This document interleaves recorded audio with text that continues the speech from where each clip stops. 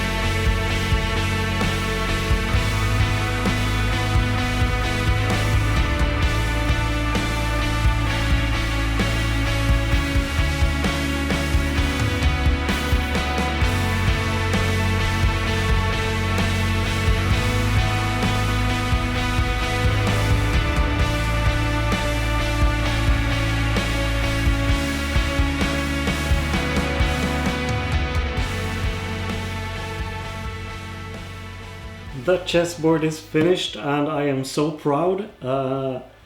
About 2 years ago I knew nothing about woodworking, and now I can accomplish this. So if anyone out there is planning on starting and thinking it's too late, it's never too late, because even though this is not anything that is perfect, I managed to make a folding chessboard. I went for the brass hinges and details on this because I think it looks good with the ash, and I finished it off with some Danish oil. I think I did 3 passes and I wiped it off after about 10 minutes for each pass. On the inside I used MDF to bring structure to the walnut and ash, and I am going to cover this MDF up with some kind of fabric, and that will also cover up the hinges on the inside. Yeah. Alright, that's it for this one. I hope you enjoyed it. Please subscribe if you haven't, and hit the thumbs up if you liked it, and I will see you in the next one. Bye.